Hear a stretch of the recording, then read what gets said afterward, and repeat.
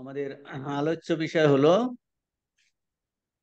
The freedom of the soul, আত্মার মুক্ত স্বভাব। জ্ঞান যোগের তৃতীয় উপস্থাপনা, এটা থার্ড ইয়ারের। আমরা এবার শুরু করেছি স্বামীজির জ্ঞান যোগ লেকচারের the freedom of the soul, আত্মার মুক্ত স্বভাব। তো আমরা ক্লাস শুরু হওয়ার পরে দুটো ক্লাস করেছি। এখন যে আলোচনা গত ক্লাসে চলছিল, যে স্বামীজি এই মুক্ত স্বভাব এইটা বোঝাতে গিয়ে যে উপনিষদের শেষ বাণী সেটা বলেছেন, যে উপনিষদে লাস্টে গিয়ে বলবেন যে এক সর্বব্যাপী তত্ত্ব আছে, এবং কি লাস্ট উপদেশ কি, তত্ত্বমসি, তত্ত্বমসি তুমি সেই। তখন স্বামীজি আলোচনা করছেন এই যে উপনিষদের চূড়ান্ত বাণী, তুমি সেই শুদ্ধ স্বরূপ, মুক্ত স্বরূপ। তুমি মানে আপনি, আমি, আমরা সেই শুদ্ধ স্বরূপ, পূর্ণ স্বরূপ, পবিত্র স্বরূপ। এইটা, এই উত্তর, এই সিদ্ধান্ত একবারে আসেনি, অনেকগুলো স্টেজ পেরিয়ে পেরিয়ে এই সিদ্ধান্তে এসেছেন, এই উপলব্ধিতে ঋষিরা এসেছেন। এই প্রসঙ্গে স্বামীজি এই দ্বৈতবাদের মত, বিশিষ্টাদ্বৈতবাদের মতো এখানে সংক্ষেপে আলোচনা করেছেন। তারপরে এই যে অদ্বৈত বেদান্তি, স্বামীজি বলছেন মায়াবাদীরা কি করে ব্যাখ্যা করে তার কথা বলেছেন।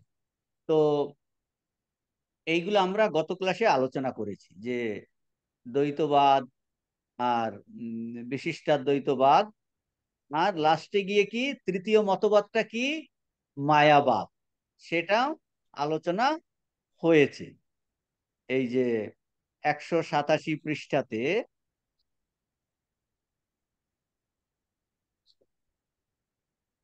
100, হ্যাঁ। তো এই এর ভিতরে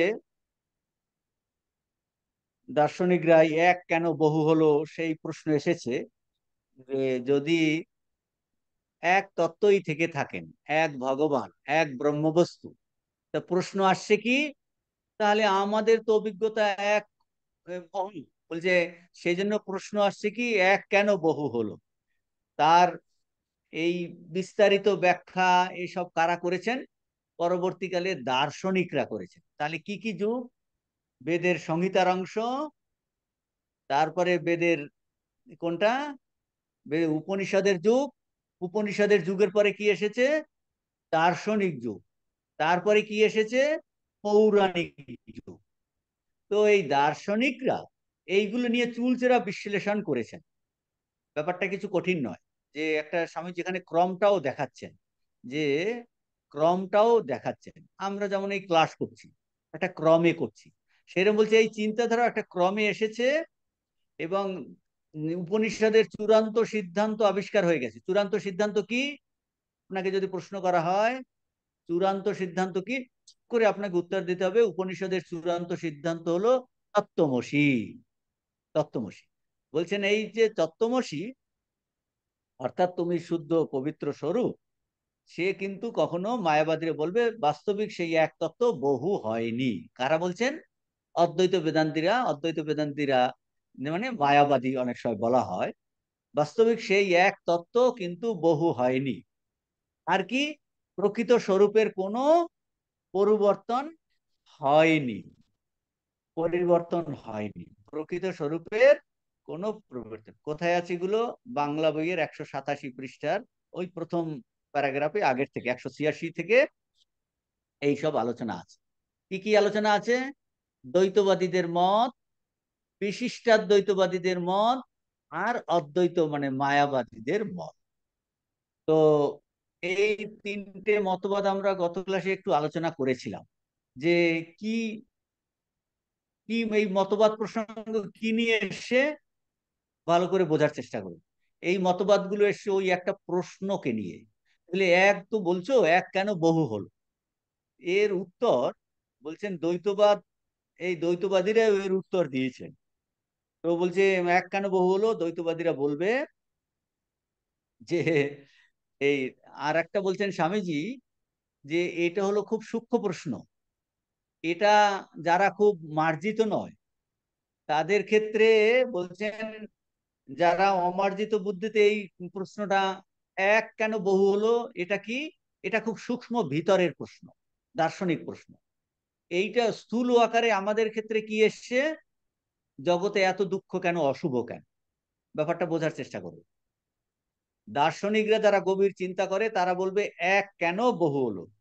এক কেন বহু হলো 185 পৃষ্ঠার লাস্ট প্যারাগ্রাফে আছে, দেখো 185 পৃষ্ঠার লাস্ট প্যারাগ্রাফে, যে এক কেন, ওই যে তত্ত্বমসি বললো না, এক নিত্য আনন্দময় পুরুষ আছেন, কারা বলছেন, মায়াবাদীরা। কারা বলছেন, অদ্বৈতবাদীরা। এখন তারপরে এই যে তত্ত্বমসি, এইটা নিয়ে চুলচেরা বিশ্লেষণ হয়েছে এই এক তত্ত্ব নিয়ে, কখন, দার্শনিক যুগে। দার্শনিক যুগে, দার্শনিক যুগে এই নিয়ে আলোচনা হচ্ছে। তখন তারা তাদের এটা সূক্ষ্মটা কি, তারা এই স্থূল যে আমরা পঞ্চেন্দ্রিয় গ্রাহ্য জগৎ, এই নিয়ে তারা না করে সূক্ষ্ম স্তরে গিয়ে প্রশ্ন জিজ্ঞেস করেছে, এক কেন বহু হলো। কিন্তু সাধারণ মানুষ কি প্রশ্ন জিজ্ঞেস করেন, আপনি আমি, জগতে এত অশুভ কেন, এত দুঃখ কেন, ভগবান যদি থেকে থাকেন এক ভগবান, তাহলে এত বলছে স্থূল আকারে প্রশ্নটা এইরকম। কিন্তু সূক্ষ্ম আকারে গেলে এক কেন বহু হলো, বহু হলে এইসব আসবে। এই যে সেইটাই দেখুন, এই প্রশ্নটি 185 পৃষ্ঠার লাস্ট লাইন, এই প্রশ্নটি স্থূল ভাব পরিত্যাগ করিয়া সূক্ষ্মরূপ পরিগ্রহ করিয়াছে। এখন আর এই প্রশ্ন বাহ্য দৃষ্টিতে বা ইন্দ্রিয় অনুভূতির হইতে ওই প্রশ্ন জিজ্ঞাসিত হইতেছে না। এই লাইনগুলোর অর্থ বুঝতে পারেন? ইন্দ্রিয় অনুভূতি মানে, ইন্দ্রিয় অনুভূতিতেই তো আমরা শুভ অশুভ ভালো মন্দ দেখছি, তো সেই জন্য বলছি দেখুন, বাহ্য দৃষ্টিতে ভালো মন্দ এসব দেখছি কিনা। হ্যাঁ, উম, ইন্দ্রিয় অনুভূতির দিক দিয়ে এখন আমাদের বাহ্য দৃষ্টি বা ইন্দ্রিয় অনুভূতির হইতে ওই প্রশ্ন জিজ্ঞাসিত হচ্ছে না, এখন ভিতর থেকে জিজ্ঞাসিত হচ্ছে। ভিতর থেকে জিজ্ঞাসিত হলে প্রশ্নটা কি আসবে, এই এক তত্ত্ব কেন বহু হলো, এক তত্ত্ব কেন বহু। এইটা স্বামীজি, এইগুলো স্বামীজি না বললে আমরা এগুলো বুঝতে পারি না। এগুলো আপনি কোথাও এভাবে পাবেন না। দার্শনিকদের যত হয়েছে স্বামীজি খুব আমাদের উপযোগী করে জিনিসটা কিন্তু এইখানে তুলে ধরেছে। বলছে এই নিয়ে দার্শনিকদের মধ্যে প্রশ্ন এক কেন বহু হলো। আর এর শ্রেষ্ঠ উত্তর কারা দিয়েছে, ভারতবর্ষে তাদের বলছেন মায়াবাদী অদ্বৈত বেদান্তীরা শ্রেষ্ঠ। মায়াবাদীরা কি উত্তর দিয়েছে, বলছে এক কখনো বহু হয়নি, তার কোনো পরিবর্তন হয়নি, তার স্বরূপের কোনো হানি হয়নি। আপনাদের মনে আমাদের মনে এখন মরা যেসব এক হানি, এই স্বরূপের কোনো পরিবর্তন হয়নি, ব্রহ্ম ব্রহ্মই আছে, তাতে আমার কি রইল। না না, আমাদের সঙ্গে কানেকশন আছে, এইটা বোঝার চেষ্টা করো। মানে আমরা এখন বসে আছি, ধরুন স্বামীজির জ্ঞান যোগ অধ্যয়ন করছি কিনা, জ্ঞান যোগ অধ্যয়ন, আমি একজন মনে করছি আমি একজন মানুষ, আমি একজন জীব, আমার ক্ষুদ্রতা আছে, আমার দোষ ত্রুটি আছে, আমি এইসব মনে করি। বলছে দেখো, সেই তুমি আসলে শুদ্ধ স্বরূপেই আছো, তোমার কোনো পরিবর্তন হয়নি। এগুলো এইভাবে এক্ষুনি আপনাকে ভাবতে হবে। ও আচ্ছা আচ্ছা, আমার বয়স হয়ে গেছে, চুল পেকে গেছে, আমার অপারেশন হয়েছে, আমার কিন্তু ওই এক একই আছে, আমার স্বরূপের কোনো পরিবর্তন হয়নি, আমার আমি ড্রেনে পড়ে যাইনি, আমি ভালোই আছি। বুঝতে পারছেন কিনা? এইভাবে তাহলে এক, মায়াবাদীরা অদ্বৈত বেদান্তীরা বলছেন, স্বামীজি বলছেন, যে ঋষিরা বলছেন বাস্তবিক এক তত্ত্ব বহু হয় নাই। আর কি, উহার প্রকৃত স্বরূপের কিছু মাত্র হানি হয়নি, মানে উহার মানে আমার প্রকৃত স্বরূপের কোনো হানি হয়নি। আমরা এখন স্বামীজির জ্ঞান যোগ অধ্যয়ন করছি, কিন্তু আমরা স্বরূপত সেই নিত্য শুদ্ধ বুদ্ধমুক্ত আত্মা। আমাদের আমরা পবিত্র স্বরূপ, শুদ্ধ স্বরূপ, পবিত্র স্বরূপ, স্বরূপের কোনো, এটা একটা আমরা একটা প্রচন্ড ভ্রমের মধ্যে পড়ে আছি, স্বরূপের কোনো পরিবর্তন হয়নি। তাহলে কি, বেদান্তের ভাষাতে কি বলছে, আপাত দৃষ্টিতে আমাকে ব্যক্তি বলে মনে হচ্ছে, আপনাকে ব্যক্তি বলে মনে হচ্ছে, আপনার মনে হচ্ছে আপনার বয়স হয়েছে, চুল পেকে গেছে, চশমা দিয়েছেন, এইসব শীত লাগছে, সোয়েটার গায়ে দিয়েছি, পায়রা এইগুলো বলছে আপাত দৃষ্টিতে আপনাকে আমাকে ব্যক্তি বলে মনে হচ্ছে, কিন্তু তার প্রকৃত স্বরূপ কি, নির্গুণ। প্রকৃতি স্বরূপ নির্গুণ বলতে কি বোঝায়? প্রকৃতি স্বরূপ চৈতন্য স্বরূপ আত্মা, এইভাবে বুঝতে হবে। তাহলে আমরা এখন জ্ঞান যোগ শ্রবণ করছি, আমাদের প্রকৃত স্বরূপ কি? আমরা নিত্য শুদ্ধ বুদ্ধ মুক্ত আত্মা, চৈতন্য স্বরূপ। ঠাকুর বলছেন জীব তো সচ্চিদানন্দ স্বরূপ। হরিশকে বললুম কয়েক ঝোড়া মাটি ওর উপর পড়েছে, বুঝতে পেরেছেন? সে সোনা সোনাই আছে, ডায়মন্ড, ডায়মন্ডে তার উপর মাটি চাপা দিন, ছাই চাপা দিন, ডায়মন্ডের কিছু এসে যায় না। বলছে আমরা হলাম ডায়মন্ড স্বরূপ, আমাদের কোনো পরিবর্তন হয়নি। বুঝতে পেরেছেন? বৃদ্ধ হয়েছে কে? বৃদ্ধ হয়েছে শরীরটা, বৃদ্ধ হয়েছে মনটা, মনটাতে একটা মরছে, কিন্তু স্বরূপের কোনো পরিবর্তন হয়নি। আপনি এক্ষুনি নিজে নিজে চিন্তা, ও আচ্ছা, আমি সেই নিত্য শুদ্ধ বুদ্ধমুক্ত আত্মা না? আমার মধ্যে অনন্ত শক্তি আছে, অনন্ত সম্ভাবনা আছে। আমি তাহলে খালি পড়ে যাইনি, আমি তাহলে ড্রেনে পড়ে যাইনি। আমার, আমি আমার স্বরূপকে, স্বরূপের কোনো পরিবর্তন হয়নি, এইভাবে ভাবতে হবে। দীর্ঘদিন উল্টো চিন্তা করতে করতে করতে করতে কি হয়েছে? আমি ওই রকম হয়ে গেছি। বুঝতে পেরেছেন তো? এখন বলছে তুমি সঠিক চিন্তাটা করো, তোমার স্বরূপের কোনো পরিবর্তন হয়নি, প্রকৃত স্বরূপ এই আমি শুদ্ধ স্বরূপ। এখন ওই যদি ঈশ্বরের কথা বলেন, ঈশ্বরও আপাতত আমাকে তাদের ব্যক্তি বলে মনে করি, ঈশ্বরকে সগুণ বলে মনে করি। ওই এইসব কথা আগে আলোচনা হয়েছে। আমার দিক দিয়ে যখন বলবো, ঈশ্বরের দিক দিয়ে ওই রকম বলবে, যে ঈশ্বর আপাতত সগুণ বা ব্যক্তি রূপে আমাদের কাছে প্রতীয়মান হয়। শ্রী রামকৃষ্ণ, মা শারদা আমাদের কাছে এক ব্যক্তি বলে মনে হয়, তাই না? আমাদের কাছে এক ব্যক্তি সগুণ বলে মনে হয়, সগুণ বলে মনে হয়। বাস্তবিক তিনি এই সমস্ত বিশ্ব ব্রহ্মাণ্ডে অবস্থিত নির্গুণ পুরুষ। তা না হলে আমেরিকাতে ঠাকুরের দর্শন কি করে পাচ্ছে? বুঝতে পারছেন কিনা? ঠাকুর তো সর্বত্র আছেন, সর্বত্র আছেন, সর্বত্র আছেন, ওতপ্রোত হয়ে আছেন। এখনো তার দর্শন পায়। তিনি যদি সর্বত্র সবসময় না থাকেন, দর্শন পায় কি করে? তিনি সেই নির্গুণ চৈতন্য স্বরূপ। তিনি এখন রূপ ধরে, শ্রী রামকৃষ্ণ রূপ ধরে এসে দেখা দেন, শ্রীকৃষ্ণ রূপ ধরে এসে দেখা দেন, কালী রূপ ধরে এসে দেখা দেন, রামচন্দ্র রূপ ধরে এসে দেখা দেন, মা শারদা রূপ ধরে এসে দেখা দেন। বুঝতে পেরেছেন তো? ওই একই চৈতন্য। বলছে তিনি ইচ্ছা করলে এরকম কোটি কোটি রূপ নিয়ে দেখা দিতে পারেন, অসুবিধা নাই। কাকে দেখা দিচ্ছেন? একজন মানুষকে। তার মতো মানুষের মতো রূপ নিয়ে আসেন, তাহলে মানুষ বুঝতে পারে, ও, তাকে দেখে দেখে দেখে দেখে সে ওই তত্ত্বতে চলে যায়। আর আমরা আলোচনা কি করেছিলাম? যে এই যে উত্তর এসেছে, এই উত্তরও একদিনে আসেনি, অনেকগুলো স্টেজ পেরিয়ে, সোপান পেরিয়ে এইগুলো এসেছে। 186 পাঁচটার সেকেন্ড প্যারাগ্রাফে এইগুলো আছে, যে এই যে উত্তর এসেছে, এই যে হাইয়েস্ট কোনটা, হাইয়েস্ট কোনটা আবার বলছি, হাইয়েস্ট হলো তত্ত্বমসি।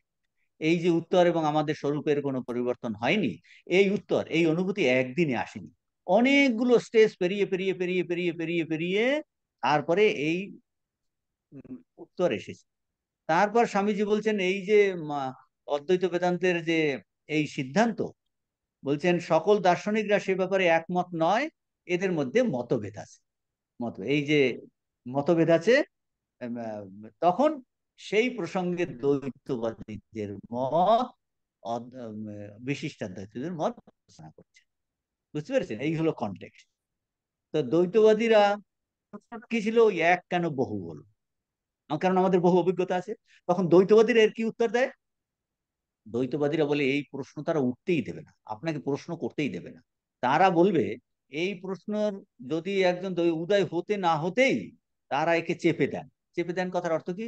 তারা বলছে, দ্বৈতবাদীরা বলেন, তোমাদের এইরূপ প্রশ্ন করার অধিকার, যারা কট্টর দ্বৈতবাদী বলছে তোমাদের এই ধরনের প্রশ্ন করার কোনো অধিকার নাই।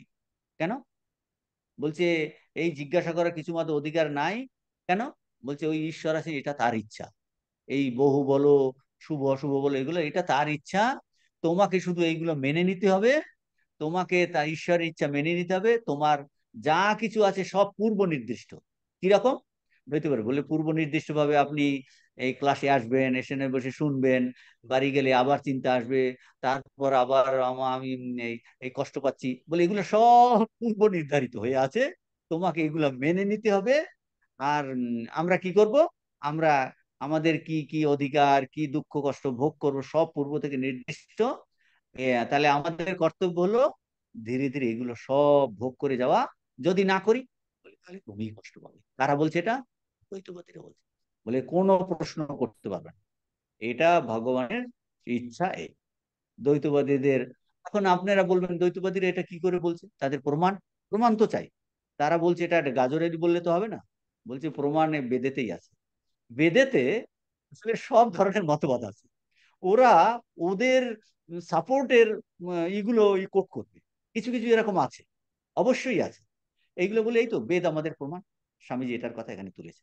এই স্বামীজি পড়লে আমরা এই জিনিসগুলো ভালো বুঝতে পারি যে বেদান্ত মানে শুধু অদ্বৈত বেদান্ত নয়। বেদান্ত মানে দ্বৈত, বিশিষ্টাদ্বৈত আর অদ্বৈত, এই তিনটে ভাবেই আমাদের বেদেতে মানে উপনিষদে আছে। তাহলে দ্বৈতবাদীরা ওই ওই মন্ত্রগুলো কোট করে বলে দেখো আমাদের প্রমাণ কি, প্রমাণ হলো বেদ, প্রমাণ হলো উপনিষদ।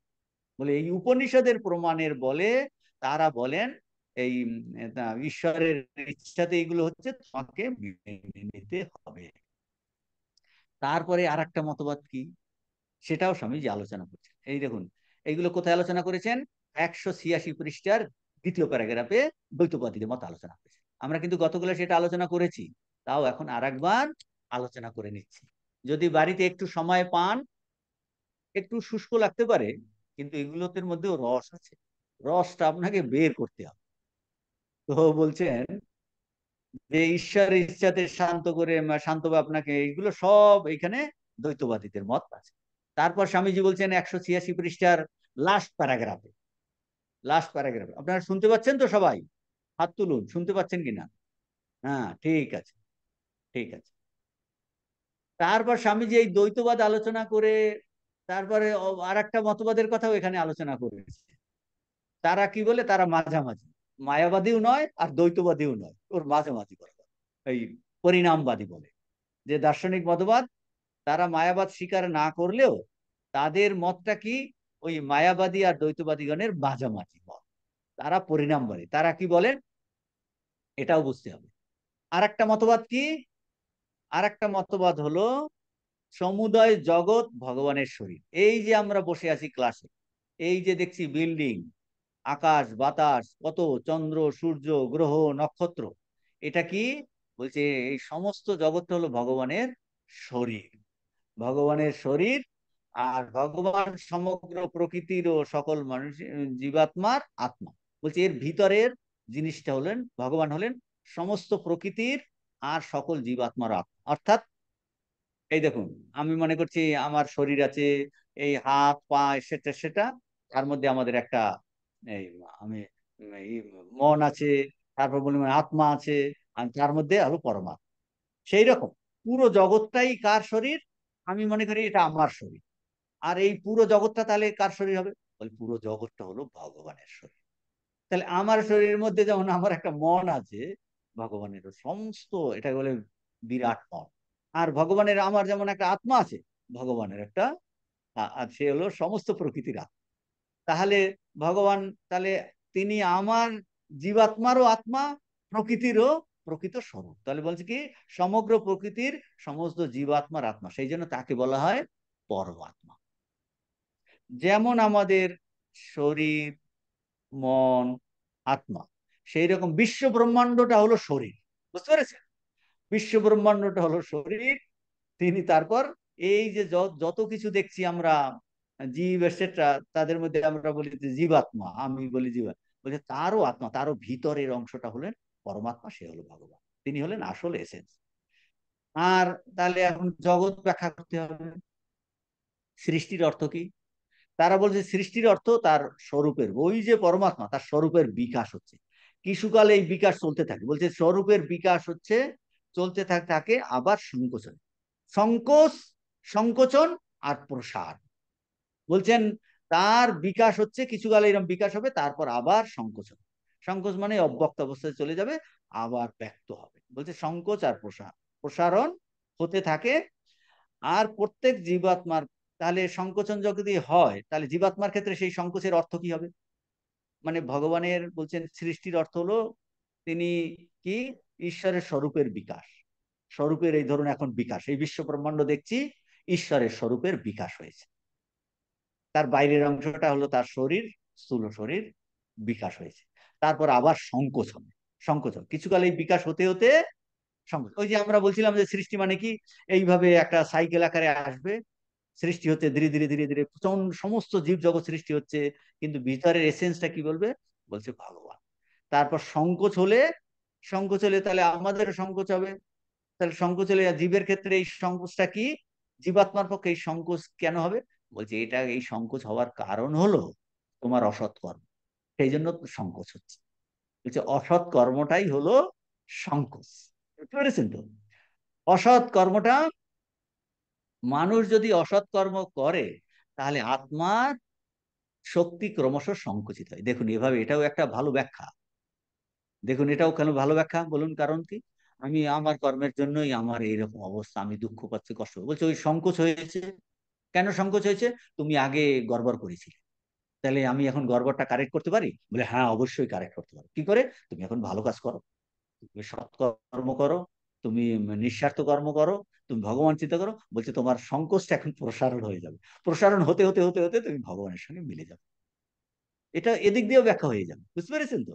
তাহলে মানুষ অসৎ কর্ম করলে আত্মার শক্তি ক্রমশ সংকুচিত হতে থাকে, সংকুচিত হয়ে থাকে। এই 187, না, হ্যাঁ, 186-র লাস্ট প্যারাগ্রাফ থেকে 187-র ওই প্যারাগ্রাফটাতে এইগুলো আলোচনা করেছে। একটু আমি আর কারণে আলোচনা করছি, কারণ জিনিসগুলো মনে থাকে না তো। তো যতদিন না আমরা এই পুনরায় সৎকর্ম আমরা করতে আরম্ভ করি, ততদিন এও সংকুচিত থাকে, আর আরম্ভ করলে ধীরে ধীরে কি হবে, আত্মার বিকাশ হতে থাকে। এটা কারা বলেছেন? এগুলো পরিণামবাদী বা বিশিষ্টাদ্বৈতবাদ। তারপর আর একটা বাদ কি রইল, মায়াবাদ। তারা ওই প্রথমেই আলোচনা হলো। তাহলে তৃতীয় মতবাদ, দ্বৈতবাদীদের মতবাদ দ্বৈতবাদ, বিশিষ্টাদ্বৈতবাদীর মানে বিশিষ্টাদ্বৈতবাদ, আর হলো মায়াবাদী। তারা কি বলছে? বাস্তবিক ওই এক তত্ত্ব বহু হয়নি,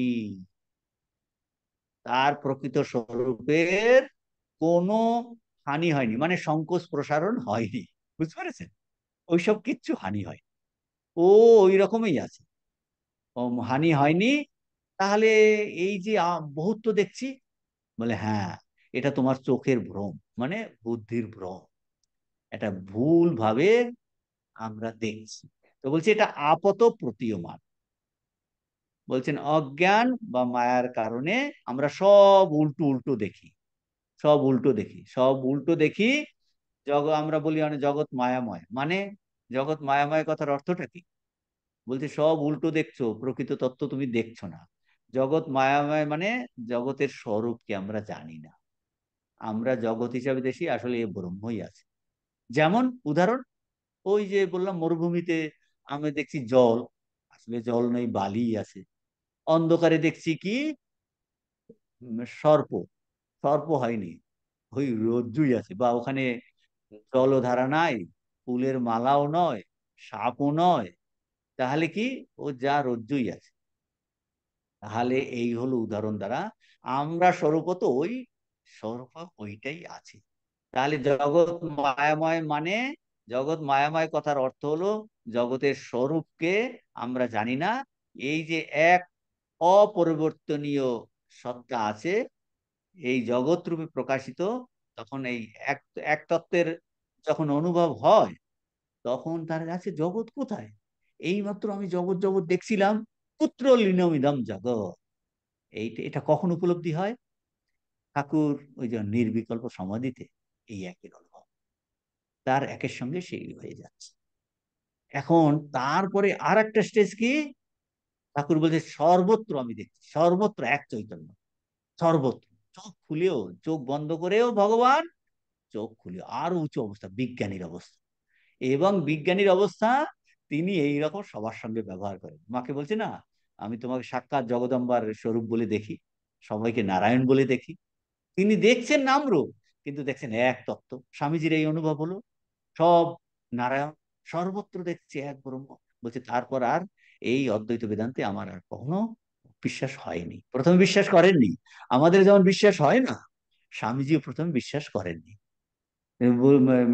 বলছে ঘটিটা ব্রহ্ম, বাটিটা ব্রহ্ম, এটা কি সম্ভব? হাসছে হাজরার সঙ্গে গিয়ে, ঠাকুর স্পর্শ করে দিয়ে তাকে দেখালেন ওই অনুভব। তারপরে স্বামীজি নিজের চেষ্টাতে সেটা আবার পেয়েছে, ঠাকুরের স্পর্শতে ওটা গ্লিমস দিয়ে দিয়েছিলেন। তো বলছেন এই কুত্র লিনমিদম জগৎ, এই জগৎ এক সময় বহে মাত্র আমি আমি ধারা, সে ধারাও বদ্ধ হলো, শূন্যে শূন্য মিলাইলো, অবাং মন সগোচরম। অবাং মানে বাক মনের অগোচর সেই তত্ত্ব, সেটাতে হয়ে যেতে হবে। আমরা স্বরূপত সেটা আছি, ভুলে গেছি। এই জ্ঞান যোগ অধ্যয়ন করার উদ্দেশ্য কি? আমাদের এই সেই স্বরূপে প্রত্যাবর্তন। আমরা জ্ঞান যোগ এখন শুনছি, আলোচনা করছি কিসের জন্য? আমরা স্বরূপে যেতে চাইছি। আমরা সার্টিফিকেট পাওয়ার জন্য কিন্তু জ্ঞান যোগ করছি না, বুঝতে পারছেন তো? আমি আমার স্বরূপটাকে ভুলে গেছি। সে ঠাকুর বলছে না, একজনে ইয়েতে উদাহরণ দিয়েছে, বলছে গামছা খুঁজছে বাবা, মেয়েটা আরে আমার গামছাটা কোথায় গেল, গামছাটা গামছাটা আসলে কাঁধে আছে, ভুলে গিয়ে গামছা খুঁজছে চতুর্দিকে, বুঝতে পারছেন তো? এই বল তোমার কাঁধেতেই তো গামছা, এইরকম আর কি, কাঁধেতেই গামছা আছে। ঠাকুর কথা মৃত্যু উদাহরণ দিয়েছে, ঝড় বৃষ্টির রাতে একজনে সে তামাক খাবে, টিকে ধরানোর জন্য সে হেরিকেন নিয়ে পাশের বাড়িতে গেছে, পাশের বাড়িতে গিয়ে তাকে উঠেছে, ঝড় বৃষ্টির মধ্যে তুলেছে তাকে, বলে ভাই এই এই যে ঘুম আসছে না, ভাবছি একটু তামাক খাবো। বলে তুমি তো দেখছি হাসালে আমাকে, তোমার কাছেই আগুন আছে, তুমি এসে আমাকে ঠক ঠক করে টিকের জন্য আগুনের জন্য তোমায় তুই হেরিকেন নিয়ে এলেছে, এই তো আগুন, আগুন হচ্ছে ভুলে গেছে যে এটা দিয়েই হবে, সেই রকম, বুঝতে পারছেন তো? বলছে কুত্র লিনামিদা, আমাদের স্বরূপ আমাদের হারায়নি। এখন এই এতক্ষণ পর্যন্ত গত ক্লাসটা আলোচনা, 187 পৃষ্ঠাতে এবার আসুন। এখন এই যে প্রকৃত স্বরূপ তাহলে কি? হুম, এখন এইটা যে কিন্তু সেই 187 পৃষ্ঠার প্রথম প্যারাগ্রাফের প্রায় লাস্টের দিকে এখন স্বামীজি আর একটা বলছেন, এই যে ভারতীয় মতবাদ, বিভিন্ন মতবাদ, কি কি মতবাদ? দ্বৈতবাদ, বিশিষ্ট দ্বৈতবাদ, অদ্বৈতবাদ, বা মায়াবাদীরা যেসব বলছে, এই সব মতের মধ্যে এইটা ভালো করে বোঝার জিনিস, স্বামীজি একটা কমন জিনিস বার করেছেন, বুঝতে পেরেছেন তো? তুমি দ্বৈতবাদী হও, তুমি বিশিষ্ট দ্বৈতবাদী হও, বা তুমি অদ্বৈত অদ্বৈতবাদী হও, এই যে ভারতীয় এই সব বিভিন্ন মতবাদের মধ্যে একটা কমন, একটা সাধারণ, একটা মূল যে ভাব, তার কথা স্বামীজি এখন বলছেন। কি বলছেন? ভারতীয় সমস্ত মতবাদের মধ্যে এই দেখুন, কিন্তু একটি বিষয় সকল মতে অতি স্পষ্ট ভাবে প্রকাশিত। ওই প্রথমের এই যে প্যারাগ্রাফের প্রায় শেষের দিকে, দ্বিতীয় প্যারাগ্রাফ না, প্রথম প্যারাগ্রাফের এই শেষের দিকে দেখুন, কিন্তু একটি বিষয় সকলেই ওদের মধ্যে কমন, উহাই আমাদের প্রস্তাবিত বিষয়। উহাই আমাদের প্রস্তাবিত বিষয় কথার অর্থ কি? প্রস্তাবিত বিষয়ের কথার অর্থ হলো আত্মার, এই যে এই লেকচারটার নাম হলো the freedom of the soul, এই যে আত্মার মুক্ত স্বভাব। এই যে আত্মার মুক্ত স্বভাব, এই যে হেডিংটা বলছেন, সমস্ত ভারতীয় মতবাদের মধ্যে একটা কমন, একটা সাধারণ মূল যে ভাব, তার কথা স্বামীজি বলছেন, যে ভারতীয় সমস্ত মতবাদের মধ্যে এই একটা কমন ভাব, সেটা কি? সেটা হলো আমাদের প্রস্তাবিত বিষয়, আত্মার মুক্ত স্বভাব। এইটা সমস্ত বাদের মধ্যে আছে, সেইটা স্বামীজি এখন বলতে চাইছেন। হুম, যে এইটা আমাদের মধ্যে বলছেন যে এই সকল দার্শনিক মত ও প্রণালী কেবল মনের ব্যারাম, এই যে দার্শনিক মত প্রণালী বুদ্ধির চালনা মাত্র, একটি মহৎ উজ্জ্বল ধারণা, যাহা আমার নিকট অতি স্পষ্ট বলিয়া বোধ হয়, এবং যাহা সকল দেশের সকল ধর্মের কুসংস্কার রাশির মধ্য দিয়ে প্রকাশিত হইতেছে, প্রকাশ পাইতেছে, তাহা এই যে মানুষ দেব স্বভাব, দেব ভাবেই তা আমাদের স্বভাব, আমরা ব্রহ্মস্বরূপ। দেখুন, এই এত যে আলোচনা হলো না, কয়েক পৃষ্ঠা, কয়েক দিন ধরে আমরা আলোচনা করছি, এতক্ষণ আলোচনা করার পরে, 4.5 পাতা আলোচনার করার পরে স্বামীজি এখন তার মূল টপিকে আসছেন, কোনটা? আত্মার মুক্ত স্বভাব। এইটা হলো কমন মূল বিষয়। ব্যাপারটা বুঝতে পেরেছেন কিনা? এইটা হলো কমন। এত আলোচনার উদ্দেশ্য হলো সমস্ত মতবাদ, ভারতীয় পৃথিবীর সমস্ত ধর্মের মধ্যে এই কমন জিনিসটা স্বামীজি দেখাবেন। বুঝতে পেরেছেন? এইটা স্বামীজি ছাড়া আর কেউ করেনি এই কাজগুলো, এই স্বামীজিই করেছেন এটা। যে এই সকল মতবাদের মধ্যে, এবং বলছেন স্বামীজি জ্ঞাত সারে অজ্ঞাত সারে জগতের সকল ধর্মমতের মধ্যেই এই একটি সাধারণ ভাব দেখতে পাওয়া যায়। সেটা কি সাধারণ ভাব? কি দেখতে পাওয়া যায় সেটা বলবেন, মানুষের দেবত্ব। স্বামীজির নাম দিয়েছেন ডিভিনিটি অফ ম্যান। এই কথাটা লিখুন, ডিভিনিটি অফ ম্যান, মানুষের দেব স্বভাব। বলছেন এটা ভারতীয় সমস্ত মতবাদের মধ্যে এবং জ্ঞাতসারে অজ্ঞাতসারে জগতের সর্বধর্মের মধ্যে এইটা আমি স্বামীজি দেখাবেন। স্বামীজি বলছেন এরপরে, জগতের এমন কোনো মতবাদ নেই, এমন কোনো যথার্থ ধর্ম নেই যা কোনো না কোনো রূপে, কোনো গল্পের মাধ্যমে, রূপকের মাধ্যমে, বা পৌরাণিক কাহিনীর মাধ্যমে, বা দর্শনের মার্জিত সুস্পষ্ট ভাবে এই ভাব প্রকাশ করে। এমন কোন ধর্ম নেই, মানে সবাই এটা প্রকাশ করে। কি কি কিভাবে প্রকাশ করে? স্বামীজি বলছে কোনো না কোনো রূপে। বলছেন হয় রূপকের মাধ্যমে প্রকাশ করছে, বা পৌরাণিক কাহিনী অবলম্বনে প্রকাশ করছে, বা দর্শনের মার্জিত সুস্পষ্ট ভাবে প্রকাশ করছে। বলছে জগতের সমস্ত ধর্ম। এটা এত সুন্দর জিনিস বলেছেন, এই রকম কোন ধর্মে কোনো মমর্ষ এভাবে বলেন। স্বামীজির সমস্ত ধর্মের শাস্ত্র অধ্যয়ন করেছেন তো, ওরে মূল জিনিসটা তিনি বার করেছেন। হ্যাঁ, এই জিনিসটা জানে থাকলে কত আমরা অন্যের ধর্মেতেও ভালো জিনিস এইটা বার করেছে। এই যে 187 পৃষ্ঠাতে বলছেন এখন যে আমরা যে জীবাত্মা যেই হোক, বলছে আমি একজন জীব, আমার এই সব, বলছে জীবাত্মা যেই হোক অথবা ঈশ্বরের সঙ্গে তার সম্বন্ধ, আমার সঙ্গে, আমি এখন দ্বৈতবাদী, আমার সঙ্গে ঈশ্বরের সম্পর্ক কি? ওই যে 5টা সম্পর্ক আছে, মনে আছে কি? ওই যে শান্ত, দাস্য, বাৎসল্য, মধুর, এইরকম ভাব 5টা আছে না, পঞ্চভাব বৈষ্ণব।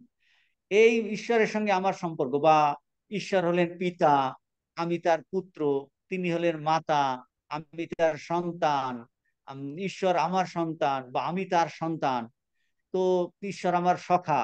এই ঈশ্বরের সঙ্গে আমার যাই হোক না কেন সম্বন্ধ, স্বরূপত, বলছে সবাই বলছে জীবাত্মা যাই হোক, সম্পর্ক যাই হোক, স্বরূপত সে শুদ্ধ পূর্ণ। জীবাত্মার প্রকৃত স্বরূপ কি? আনন্দ ও শক্তি, দুঃখ ও দুর্বলতা নয়। দুঃখ দুর্বলতা নয়, দুঃখ দুর্বলতা নয়।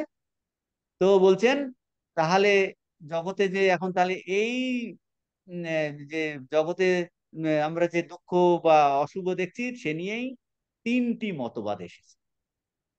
বলছেন ওই যে আবার দ্বৈতবাদ বিশেষে তারা বলছেন কি, বলছেন যে দুঃখ বা অশুভ নিয়ে 3টি মতবাদ।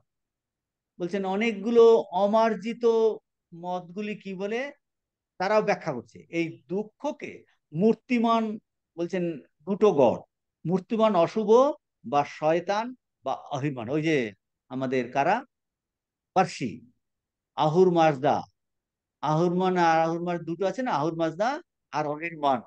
তো বলছে শয়তান হলো অহিরমান। তারা কি বলছে, কি করে ব্যাখ্যা করছে?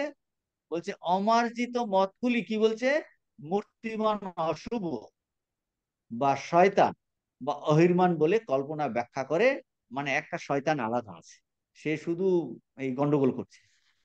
আর আরেকটা মতবাদ কি বলছেন, বলছে তারা একাধারে, মানে একটি আধারে কি ঈশ্বর আর শয়তান ভাব আরোপ করছেন।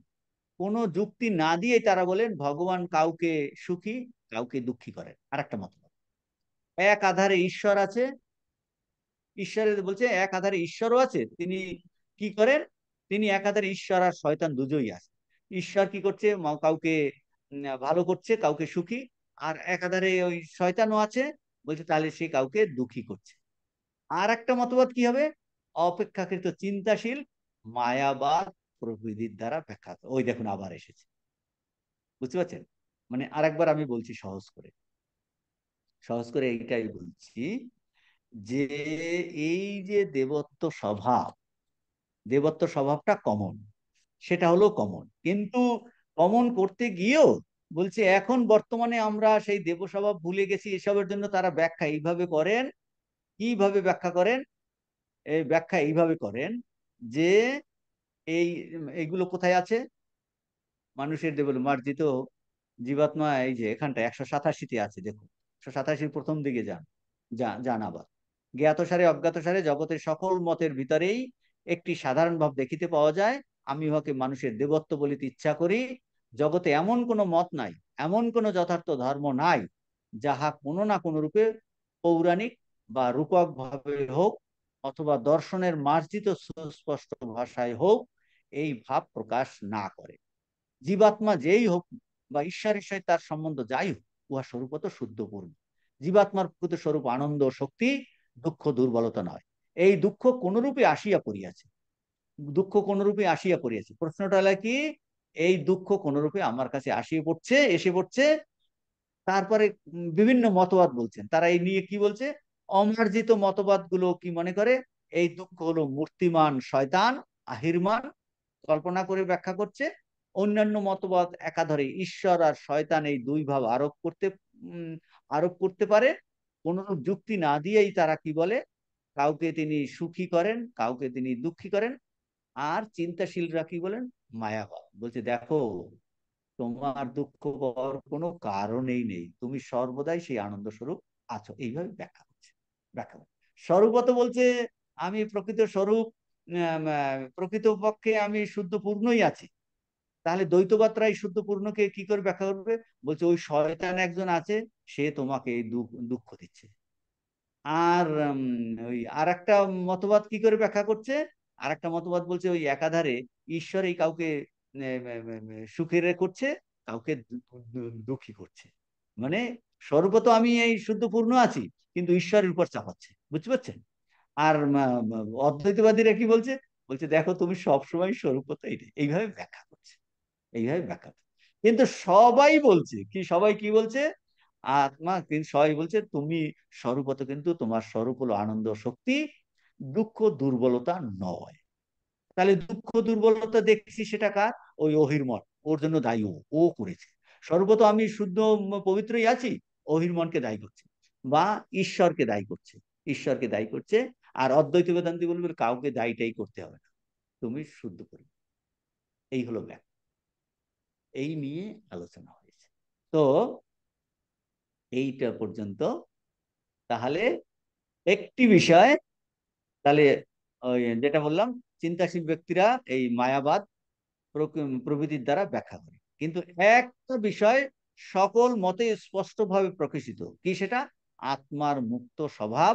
সেটাই হলো আমাদের প্রস্তাবিত বিষয়। স্বামীজি বলছেন এইটাই প্রস্তাবিত বিষয়, আত্মার মুক্ত স্বভাব। হুম। এখন এইটাই বলছেন, এই মহৎ উজ্জ্বল যে ধারণা, যা সমস্ত দেশের সমস্ত ধর্মের মধ্যে, এই সমস্ত কুসংস্কার রাজির মধ্যে দিয়ে প্রকাশ পাচ্ছে, যে মানুষের দেব স্বভাব, দেবভাবেই আমাদের স্বভাব। ইংরেজিতে স্বামীজি বলছেন one luminous idea comes out, that man is divine, that divinity is our nature. Man is divine, divinity is our nature. Divinity is our nature. 242 ইংরেজিতে আছে, 242 ডিভিনিটি ইজ আওয়ার নেচার। স্বামীজির যে বিখ্যাত 4টে ফর্মুলা আছে না, each soul is potentially divine. The goal is to manifest this divinity within. ওই যে divinity সেটা ভিতরে আছে, ধার করতে হবে না। The goal is to manifest this divinity within by controlling nature, external and internal, and be free. বলছে ডু দিস কিভাবে? আইদার এই কর্মযোগ, ভক্তিযোগ, রাজযোগের মাধ্যমে, and be free। বলছেন এইটার কথা বলেছেন। তো এখন এই 187 পৃষ্ঠার লাস্টে যে বেদান্ত কি বলছেন, বেদান্ত বলছেন আমরা এই দেব স্বভাব, উই আর ডিভাইন। এখন আমাদের প্রশ্ন আসবে, এ তো শুনলুম, এ তো বুঝলুম, কিন্তু আমরা দেব স্বভাব বাদ দিয়ে অন্য হাজার জিনিস তো দেখতে পাচ্ছি, অনুভব করছি প্রতি মুহূর্তে। সেটা কি? বেদান্ত এ নিয়ে কি বলছে? এইটা আসছে 187 পৃষ্ঠার লাস্ট প্যারাগ্রাফ। দেখুন, স্বামীজি, ঋষিরা জানেন। আপনি তো বলছেন ঠিক আছে আমরা দেবদৈ, উই আর ডিভাইন বিইং, আমাদের কোনো পরিবর্তন হয়নি, কিন্তু আমি তো বহুত তো দেখছি। দেব স্বভাব উই আর ডিভাইন তো ঠিক আছে, দেব স্বভাব বাদ দিয়ে হাজারো জিনিস আমি দেখতে পাচ্ছি, অনুভব করছি প্রতি মুহূর্তে। এগুলো কি তাহলে? এগুলো আপনি কিছু কি ব্যাখ্যা করবেন? বেদান্তকে যদি আমরা জিজ্ঞেস করি, বেদান্তের ঋষিদের, বলে হ্যাঁ, এটা কি? অন্য যা কিছু দেখছি সেগুলো উপাধি মাত্র, উপাধি মাত্র, যেন তার উপর আরোপিত হয়েছে। এই দেখুন, আমরা সবাই ই পড়ছি, সোয়েটার টোয়েটার পরেছি কিনা? আপনি অনেকগুলো একের পরে এক উপরে দিয়ে, এই যে মুখোশ পরে, কত কি আমরা, অনেকগুলো জিনিস আমরা চাপিয়েছি। শীতকালে কত একের পরে এক আমরা চাপিয়ে ঘুমোচ্ছি। এইগুলো আমাদের প্রকৃত স্বরূপের উপরে আমরা অনেক জিনিস চাপিয়েছি, অনেক জিনিস চাপিয়েছি। সেগুলো কি? উপাধি। উপাধি বলছে, তাহলে উপাধি কি? উপাধিকে কি করে বুঝবো? এগুলো আগে আলোচনা হয়েছে, তাও আলোচনা করছে। উপাধি হলো সেটা যেটা উড়ে এসে জুড়ে বসেছে, উড়ে এসে জুড়ে বসেছে। ব্রিটিশরা যেমন এসেছিল না, ওরা এসে এখানে দখল করে নিয়েছিল, তারপর তো আমাদের হঠাৎ হলো, তাই তো? সেই রকম উড়ে এসে উপাধি, ওরা উপাধি উ আছে, ও উড়ে এসে জুড়ে বসেছে। উড়ে এসে জুড়ে বসেছে, বলছেন আসল জিনিস হারিয়ে গেছে। আমরা ব্রিটিশদের স্লেভ হয়ে পড়েছিলাম, আসল আমরাই রাজা ছিলাম, আমরাই সব করতাম, তারা তাদের স্লেভ হয়ে। সেই রকম আমরা আসলে রাজাই আছি, আমরা আসলে ডিভাইন স্বরূপেই আছি, আমরা দেব স্বরূপে আছি। কিন্তু ভুলক্রমে একটা মিস্টেক হওয়ার জন্য ওই অনেকগুলো জিনিস উড়ে এসে জুড়ে বসেছে, রিয়াল চিজ হারিয়ে গেছে, একদম খো গায়া। তাহলে উপাধি হলো, আরো উপাধি নিয়ে উড়ে এসে জুড়ে বসা, সাধারণভাবে বললাম। উপাধি হলো একের ধর্ম যা অন্য বস্তুতে আরোপিত হয়, একের ধর্ম যা বা অন্যের বস্তুতে আরোপিত হয়। উপাধিতে উপ, উপ আছে, উপ যুক্ত আধি। তাহলে উপ মানে কাছে, বলো এখানে উপবেশন করো, উপ মানে কাছে। তাহলে বলছি উপ মানে কাছে, সে কাছে থেকে নিজের ধর্ম অন্যের উপরে আরোপ করে।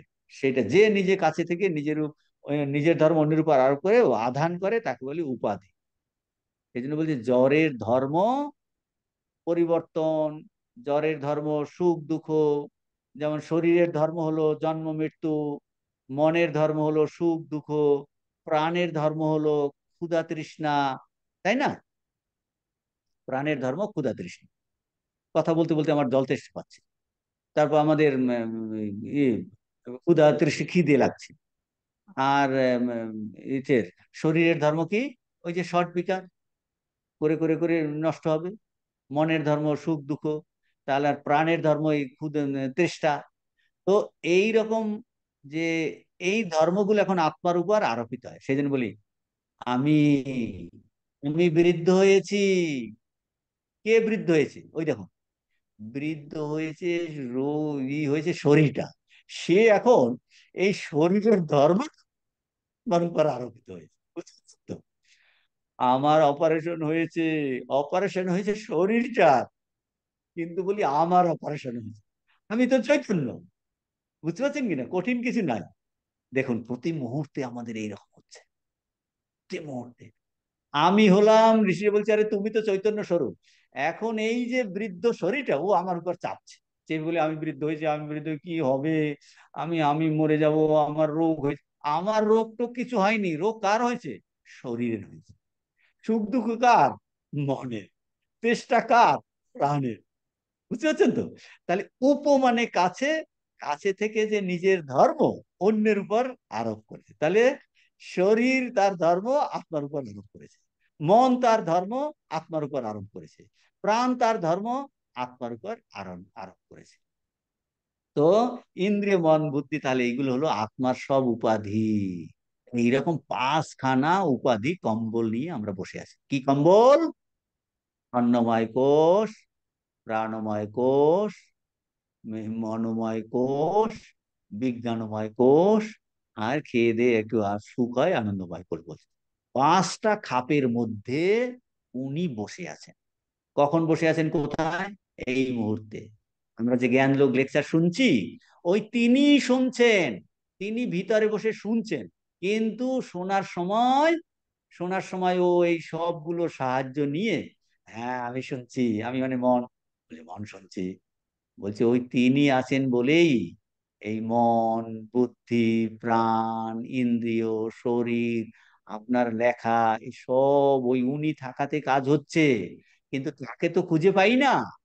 সেই জন্য বলছি আমি লিখছি, আমার হাতের লেখা খুব ভালো, আমার এই অমুক আছে, মানে এই ভুল হচ্ছে। কিন্তু তিনি আছেন ভিতরে, আছেন তিনি আছেন তিনি আছেন। তিনি বলছে তিনি থাকাতেই আমার হাত নড়ছে। ঠাকুর উদাহরণ দিয়েছে না, ওই যে আলু পটল লাফাচ্ছেন, আগুন আছে বলেই আলু পটল কিন্তু আলু বলে আমি লাফাচ্ছি। বাচ্চা ছেলেটা বলছে আলু লাফাচ্ছে, আলু তো লাফায় না, আগুনের। সেরকম আপনার হাত লিখছে, বলছে হাত তো লেখে না, ওই চৈতন্য আছে, সে কি করছে বলে এগুলো। তাহলে কি দাঁড়াচ্ছে?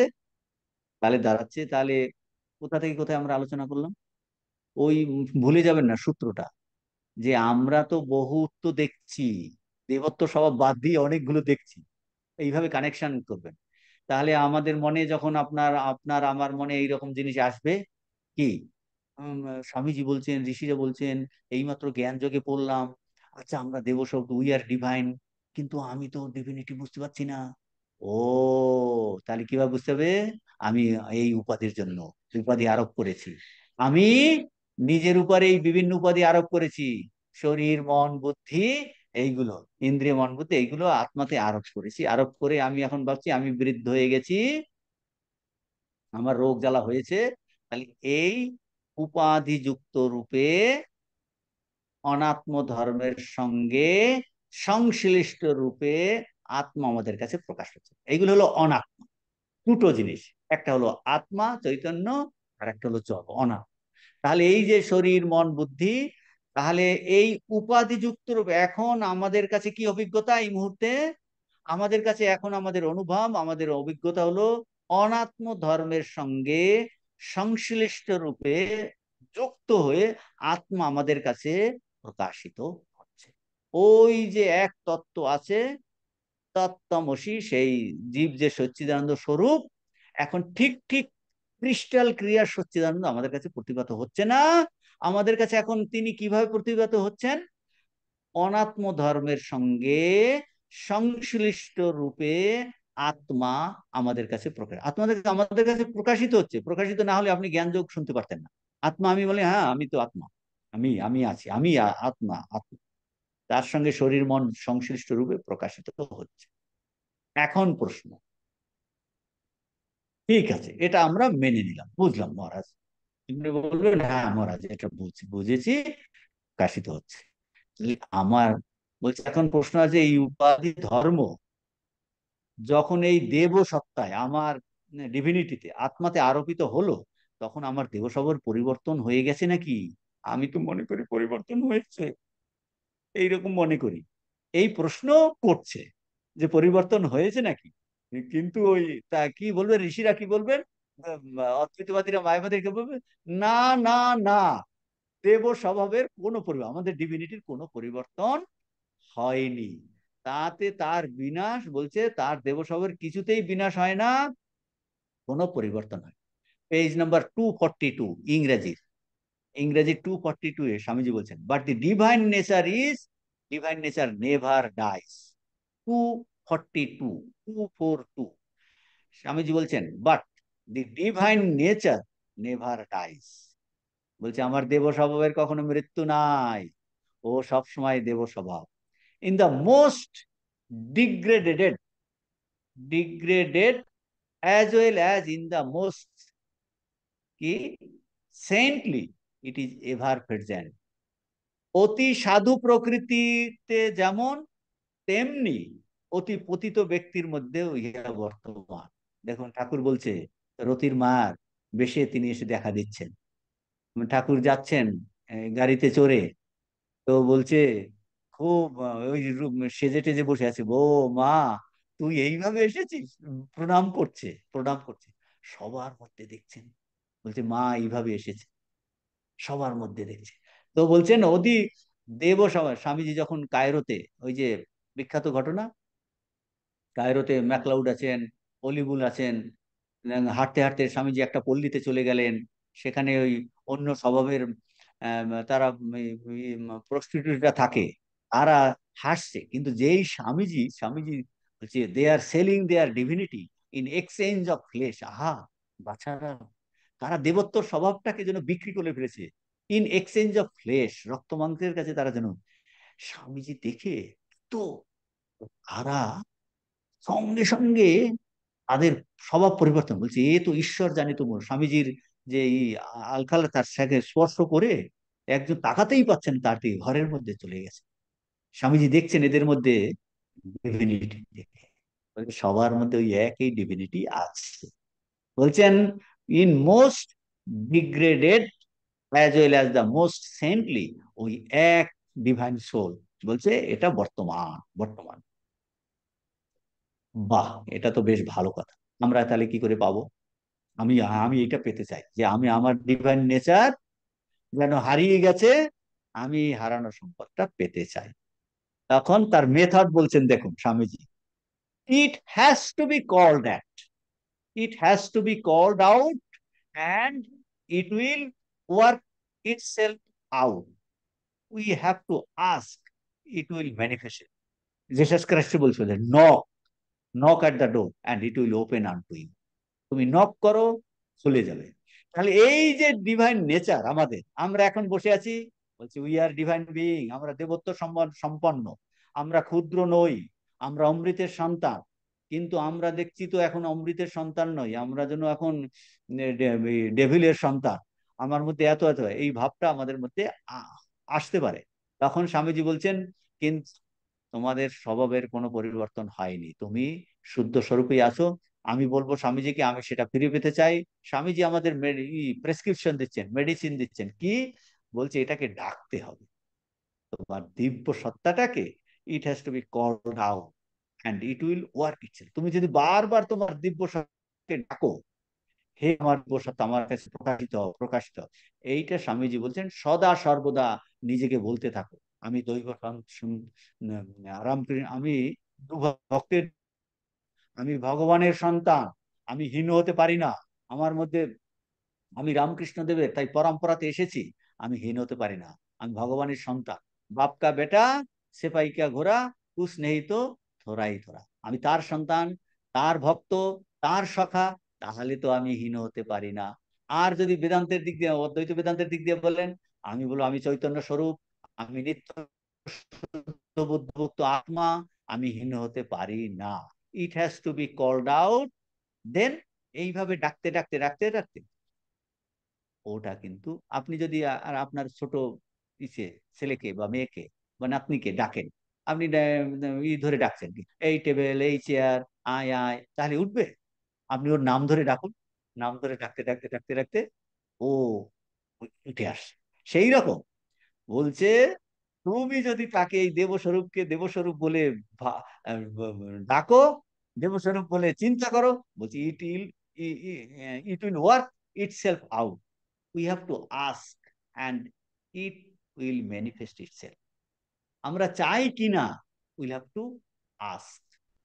এইটাই হলো কথা, আমরা এই দেবস্বরূপকে চাই কিনা। এই জন্য বেদান্তে বলছে, দীর্ঘদিন ড্রেনের জল খেতে খেতে খেতে খেতে এখন ওই পরিশ্রুত জল খেতে দিলে, না না পরিশ্রুত জল খাবো না, আমি ওই ড্রেনের জলেই খাবো। ড্রেনের জল খেতে খেতে এত ডায়রিয়া হচ্ছে, ওষুধ, শরীর খারাপ হয়ে যাচ্ছে, র্যাশ বেরিয়ে যাচ্ছে, তাও বলছি না আমি ওই ড্রেনের জলেই খাবো। বুঝতে পারছেন? আরে তোমার পাশেই পরিশ্রুত জল আছে, একদম। তুমি দীর্ঘদিন ওইটা খেতে খেতে ওইটা হয়ে গেছে। বুঝতে পেরেছেন তো? তো এখন বলছে, আমি বেদান্ত বলছে আমি তোমাকে পরিশ্রুত জল দিচ্ছি, তুমি খাও, তুমি খাও। একজনের অনেক জায়গা আছে, সে একটা নিচু জায়গাতে কুঁড়ে ঘর বানিয়ে থাকে, পাশেই উঁচু জায়গা পাহাড়, সেখানে বলছে ওই ওইখানে থাকতে থাকতে সে আর ওই উঁচু পাহাড়ের জায়গাতে যেখানে জল টল নেই, কোনো অসুবিধা নেই, স্যাঁতস্যাঁতে নাই, সেখানে গিয়ে ঘর বানায় না, ঘর বানায় না, ওই নিচু জায়গাতেই থাকছে, থাকতে পারে ভালো করে। আচ্ছা, বলছে না না, তোমার ঘরটা ভালো জায়গাতে বানাও, ভালো জায়গা। বলছে তুমি পরিশ্রুত জল খাও, কেন তুমি ড্রেনের জল খেয়ে তুমি পেট খারাপ করছো? এই ড্রেনের জল খেতে বারণ করছে, মানে তুমি নিজেকে এইভাবে ক্ষুদ্রহীন পাপী বলে ভেবো না, তুমি তাহলে দৈব সত্তা বলে ভাবো, এইভাবে বলছেন। তো it has to be called out, then it will work itself, and we have to ask, it will manifest. এই দেব স্বভাবকে উদ্বোধন, উদ্বোধন মানে আহ্বান করতে হবে, তবে এর কার্য আরম্ভ হবে। কিভাবে আহ্বান করো? স্বামী যে বলে, এইটাই বলেছে, তিন নামের অধিশী সখে তৈ সর্বসখী আমন্ত্রয়স্য, বলে তাকে আমন্ত্রণ করো। আপনি যদি ভালো মানুষকে বাড়িতে আমন্ত্রণ করেন, আপনি আসবেন আমাদের বাড়িতে, আমরা একদিন আসুন না, আপনি যদি কয়েকবার করলেন, দুবার করলেন, যে এত বারবার বলছে, আচ্ছা ঠিক আছে যাবো একদিন, বুঝতে পারছেন, আপনার বাড়িতে গেলেন, আর আপনি আমন্ত্রণ করছেন না, কেউ যাবে আপনার বাড়িতে? যাবে? যাবে না। আপনি দুষ্টু লোককে আমন্ত্রণ করুন, সেই দুষ্টু লোক যাবে, দুষ্টু লোককে কি করে আপনি তাদের খাওয়াচ্ছেন, সেই রকম বলতে দেব স্বভাবকে আমন্ত্রণ করো, দেব স্বভাবকে আমন্ত্রণ করো, তাকে কন্টিনিউয়াস তুমি আগে আমন্ত্রণ পত্র লেখো, আমরা ইনভাইটেশন লেটার পাঠাই কিনা? আপনার বাড়িতে অনুষ্ঠান হলে ইনভাইটেশন পাঠান, আমাদের দুর্গা পূজা, সরস্বতী পূজা, কালী পূজা, ঠাকুরের ইনভাইটেশন গুলো পাঠাই কিনা? পাঠালে তারপর ভক্তরা ঠাকুরের ইসের জন্য ডোনেশন পাঠায়। এখন যদি না পাঠাই, উল্টো পাল্টা পাঠাই, আপনারা পাঠাবেন? পাঠাবেন না। তার মানে, এই দেখো আমি সাধারণ ছোট উদাহরণ দিয়ে বোঝাচ্ছি, ছোট উদাহরণ দিয়ে বোঝাচ্ছি, আপনি যদি সেটাকে আমন্ত্রণ জানান, ও তাহলে আমন্ত্রণ গ্রহণ করবে, বুঝতে পারছেন? আমন্ত্রণ জানিয়ে যান, কন্টিনিউয়াস ভগবানকে চিঠি লিখুন, হে ভগবান তুমি আসো, তুমি আসো, আমার ঘরে আসো, আমার হৃদয়ে আসো, সব সময়তে তুমি আমার সঙ্গে কথা বলো, আমার সঙ্গে কাজের সময় থাকো, আমার ক্লাস করার সময় থাকো, বাঁচেতে থাকো, ঘুমানোর সময় থাকো, এইগুলো সব সময় ভগবানকে আপনি চিঠি লিখে থাকুন, ভগবানকে চিঠি লিখুন আমন্ত্রণের, হে ভগবান জাগৃত হও, জাগৃত হও, জাগৃত হও, ভগবান তুমি এসো, ভগবান তুমি। সেটা না করে আমরা কি চিঠি লিখি? আমরা বলছি নতুন মোবাইল, নতুন নতুন মোবাইলকে আমন্ত্রণ জানাই, নতুন চশমাকে আমন্ত্রণ জানাই, নতুন এটাকে আমন্ত্রণ জানাই, নতুন ওটাকে আমন্ত্রণ জানাই। আপনি বলেন মহারাজ এটা তো ডেঞ্জারাস, কি করে টাকা পয়সাকে তো আমন্ত্রণ জানাতেই হবে, তাহলে কি করে ডোনেশন দেব? বুঝতে পারছেন? বলছেন ব্যবহারিক ক্ষেত্রে ঠাকুর ফর্মুলা দিয়েছে, বলে যতটা না দরকার হয় ততটা কর, বাকি সময় আমন্ত্রণ ভগবানকেই জানা, বুঝতে পারছেন? এইটা ভাবে বুঝতে হবে। আমন্ত্রয়স্য ভগবান, যে ভগবান আমার স্বরূপ, তাকে কন্টিনিউয়াস আপনি ইনভাইটেশন লেটার পাঠান। ইনভাইটেশন পাঠায় মানে সে দূরে আছে, এই এটাকে প্রতীক আকারে বোঝায়, অর্থাৎ আমার নিজের স্বরূপকে আমি আমন্ত্রণ জানাচ্ছি, জাগো, প্রতিষ্ঠাত জাগ্রত, জাগো জাগো জাগো, হে পরমাত্মা স্বরূপ, হে আত্মা স্বরূপ, হে নিদ্রিত ভগবান, তুমি জাগরিত হও, তুমি জাগরিত হও, তুমি জাগরিত হও, তুমি জাগরিত হও। কনস্ট্যান্ট নিজেকে জাগরণ করতে হবে। এইটা স্বামী যেখানটা বলছেন, যে আমন্ত্রয়স্য ভগবান ভগবদম স্বরূপম, তুমি তো সেই ভগবত স্বরূপ, জীব তো সচ্চিদানন্দ স্বরূপ, আমি কেন ড্রেনের জল খাবো, আমি কেন দুঃখ কষ্টে থাকবো, আমি কেন টেনশনে থাকবো, হে ভগবান, হে অন্তর্যামী ভগবান, তুমি জাগরিত হও, তুমি জাগরিত হও। এইটাকে আমন্ত্রণ বলছেন, বুঝতে পেরেছেন? এই এক একটা কথার এত গভীর অর্থ। কন্টিনিউয়াস ইনভাইটেশন লেটার, কন্টিনিউয়াস তাকে ইনভাইটেশন লেটার পাঠাতে হবে, তুমি আসো, তুমি আসো, তুমি আসো, তুমি আসো। তো আমাদের অন্তর্নিহিত ভগবত স্বরূপকে, দিব্য সত্তাকে আহ্বান করতে হবে, তা যেন ঘুমিয়ে আছে, তাকে ডাকো, পুনঃ পুনঃ ডাকতে ডাকতে নিদ্রিত দেবতা নিশ্চয়ই দেখে উঠবে। বুঝতে পারছেন? তার সঠিক নাম ধরে ডাকতে হবে, সঠিক নাম ধরে ডাকুন, এইটা বলছে, বলছে তার সঠিক নাম ধরে ডাকুন, নিত্য শুদ্ধ মুক্ত স্বভাব, শক্তি তার স্বরূপ, বলছে অনন্ত শক্তি, অনন্ত সম্ভাবনা, অনন্ত জ্ঞান। তো ঠিক ঠিক ভাবে ডাকতে বলছে। হেরি ফেরি করে ডাকলে হবে না, ঠিক ভাবে ডাকলে বলছে তিনি জাগরিত হবেন, তিনি জাগরিত হবেন, একেবারে জাগরিত হবেন। এটা ঋষিদের অনুভব, সেটা এটা অনুভব প্রমাণিত হয়েছে। আমরাও যদি ডাকি তাহলে আমার মধ্যে যে ভগবান আছেন, যে চৈতন্য স্বরূপ আছেন, তিনিও জাগরিত হবেন। দেখবেন আনন্দে আমাদের জীবন ভরপুর হয়ে যাবে। অবতার পুরুষ এসে এই ডাকাটা কি করে ডাকতে হবে এটা দেখিয়ে গেছে। বুঝতে পারছেন তো? আমন্ত্রয়স্য ভগবান। আমরা জানি না কি করে ডাকতে হবে, তার জন্য বিভিন্ন মেথড দিয়েছে। মেথডের জন্য বিভিন্ন সম্পর্ক ভাবে ডাকা যায়, বিভিন্ন যোগের মাধ্যমে ডাকা যায়, অনেক পদ্ধতি দিয়েছেন, এক একজনের যেভাবে ডাকতে সুবিধা হয়। এইভাবে ডাকতে ডাকতে ডাকতে ডাকতে নিদ্রিত ভগবান জেগে উঠবেন, কিন্তু তিনি আমার মধ্যেই আছেন। দেখুন এইটা বলেছেন। এই তার উপর আবার আরোপিত হয়েছে, এই দেব স্বভাবের উদ্বোধন করিতে হইবে, তবেই উহার কার্য হইতে থাকে। বলছে উদ্বোধন করলেই ও ওর কার্য করতে থাকবে। দেখুন আমি বাইরের উদাহরণ দিয়ে বোঝাচ্ছি। স্বামীজি বলছেন ভারতবর্ষ যেন একটা বিশাল গ্রেট লেভিয়েথান, একটা বিশাল দৈত্যদানব শুয়ে আছে। স্বামীজি এটাকে একদম বিদেশে গিয়ে এদেশে কলম্বো টু আলমোড়া লেকচার দিয়ে একদম যেন ধাক্কা দিয়ে জাগিয়ে তুলেছেন। বলছে আমি দেখতে পাচ্ছি ভারতবর্ষ আবার যাচ্ছে।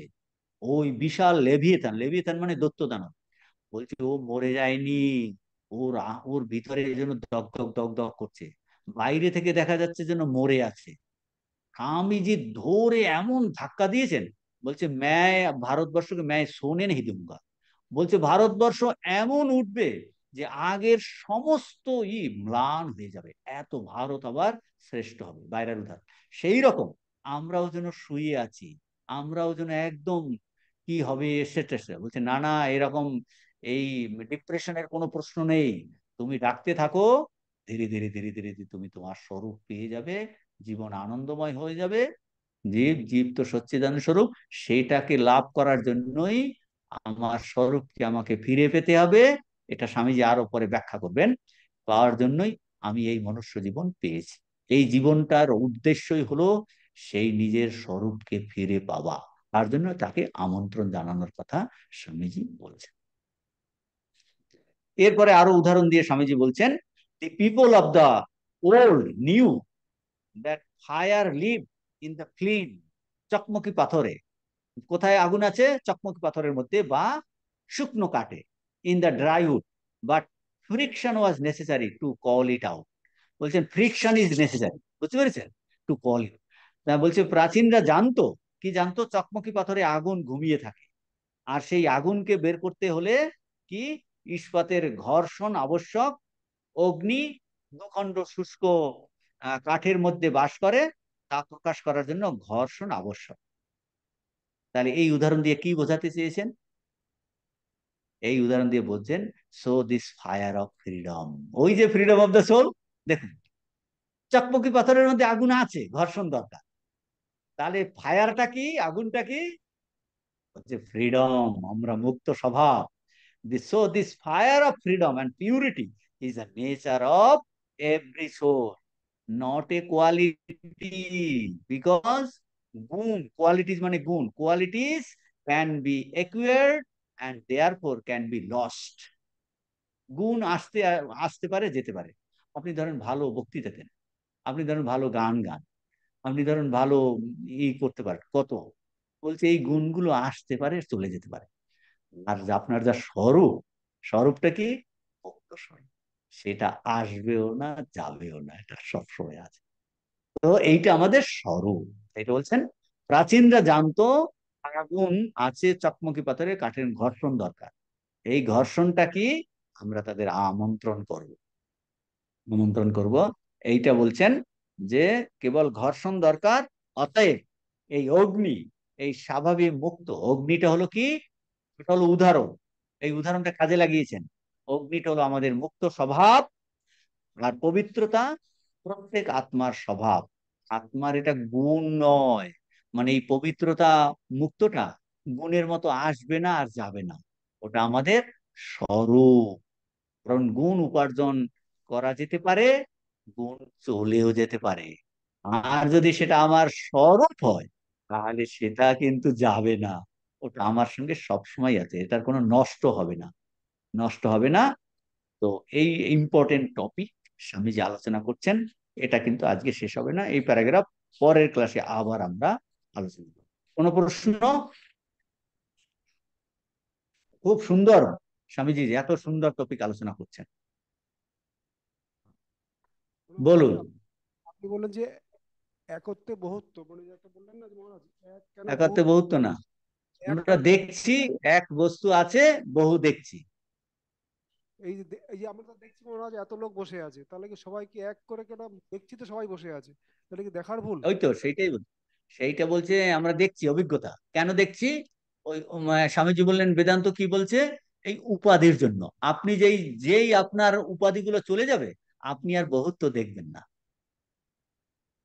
এখন আমরা সেইগুলোতে সংশ্লিষ্ট রূপে, ওই বললাম না, তোমার সঙ্গে অনাত্মা জড়ের সঙ্গে মিশিয়ে আমরা নিজেকে এখন দেখছি। সেই জন্য আমাদের এই দৃষ্টি ভ্রমটা হচ্ছে, মনের চিন্তাতে এই একটা ভুল ঢুকে গেছে। এই হলো ব্যাপার। এই ভুলটা শোধরানোর জন্য এই ঋষিরা, স্বামীজি মেথড বলছেন, ভুলটা শোধরানোর জন্য মেথড বলছে, তুমি তোমার স্বরূপকে আহ্বান করো, এক স্বরূপকে আহ্বান করো। করতে করতে করতে করতে এই উপাধিগুলো চলে যাবে, ভুল ভুল ধারণাটা চলে যাবে, দেখবেন এক ভগবানই আছে। এইটা আমাদের সাধনা, আমাদের এই পড়াশোনার মাধ্যমে এইটা বুঝে এই সাধনাটা করতে হবে। মহারাজ, উপাধি মানে কি অজ্ঞান বলছেন তো? উপাধি বলতে যেটা উড়ে এসে জুড়ে বসেছে, সেটা কি কারণে এসে? অজ্ঞান বশতই এসেছে। উপাধি বলতে মানে কি? যেটা উড়ে এসে জুড়ে বসেছে। আমাদের স্বভাব হলো কি? দেব স্বভাব। কিন্তু আমার দেব স্বভাব এখন দেখছি না। আমি দেখছি আমি পাপী, আমি দুষ্টু, আমি শরীর, আমি মন, বলছি এগুলো সব উপাধি। স্বরূপের আমার পরিবর্তন হয়নি। তাহলে এই স্বরূপ চিন্তা করতে করতে করতে করতে এইগুলোর প্রতি দৃষ্টি চলে যাবে, আর স্বরূপকে আমি ফিরে পাবো। এবং তখন সবাইকে এক বলে মনে হবে। করতে হবে। ব্যাস। হ্যাঁ, তখন দেখবো এক চৈতন্যই আছে, আর কিছু নাই। ঠিক। আর কারো প্রশ্ন কিছু? ঠিক আছে, তাহলে আজকে এখানে শেষ করি। ওম পূর্ণমাদাঃ পূর্ণমিদং পূর্ণাৎ পূর্ণমুদচ্যতে